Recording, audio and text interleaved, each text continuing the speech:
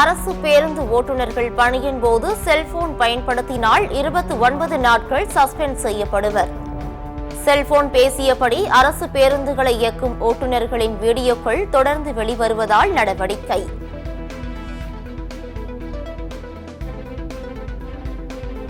பொங்கல் பண்டிகைக்கு 5 நாட்கள் முன்பு பரிசு தொகுப்பு விநியோகம். கூடுதல் தலைமை செயலாளர் ராதாகிருஷ்ணன் தகவல்.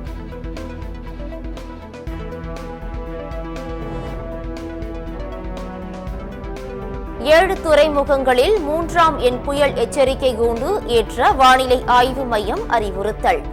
வட தமிழ்நாடு கடலோர பகுதிகளில் சூறாவளி காற்று வீசும் என வானிலை மையம் கணிப்பு.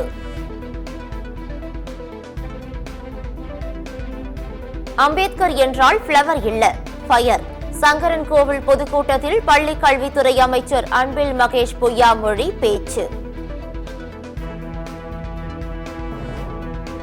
கோத்தகிரி மேட்டுப்பாளையம் மலைப்பாதையில் உலாவந்த காட்டு யானை காரின் கண்ணாடியை உடைத்ததால் பரபரப்பு.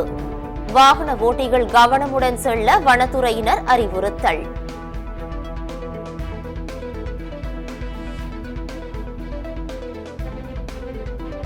கடலூர் அருகே கொத்தட்டை சுங்க கட்டணத்தை குறைக்க தனியார் பேருந்து உரிமையாளர்கள் வலியுறுத்தல். கடலூர் சிதம்பரம் சாலையில் இன்று தனியார் பேருந்துகள் இயக்கப்படாததால் பொதுமக்கள் அவதி.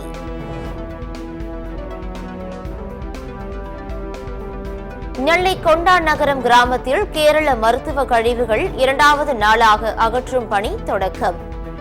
7 முதல் 8 லாரிகளில் இன்று மருத்துவ கழிவு குப்பைகள் அகற்றப்படுகின்றன.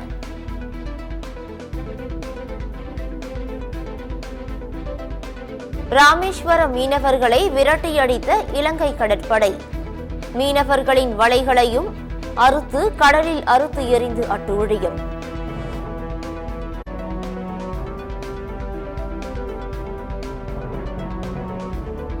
சேலம் வழியாக வட மாநிலங்கள் செல்லும் 6 ரயில்கள் முழுமையாக ரத்து.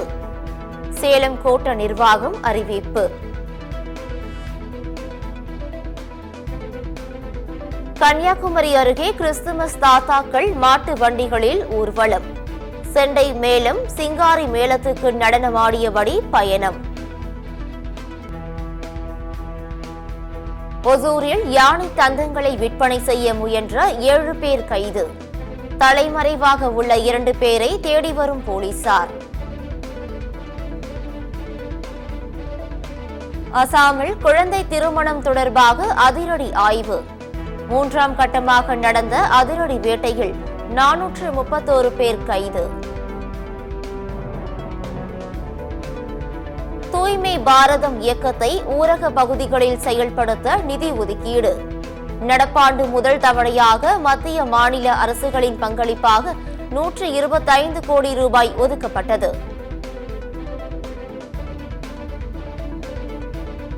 செர்பியாவில் ரயிலின் மேற்கூரை சரிந்து விழுந்து 15 பேர் பலியான சம்பவம்.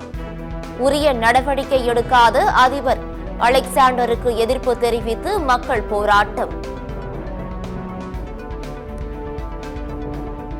அடுத்த ஆண்டு பிப்ரவரியில் பாகிஸ்தானில் நடைபெறவுள்ள சாம்பியன்ஸ் கோப்பை கிரிக்கெட்.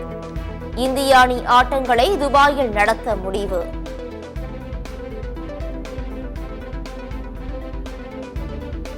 சீனாவில் களைகட்டி வரும் குளிர்கால விளையாட்டுப் போட்டிகள். பனிசறுக்கு மற்றும் குதிரை போட்டிகளை காண சுற்றுலா பயணிகள் ஆர்வம்.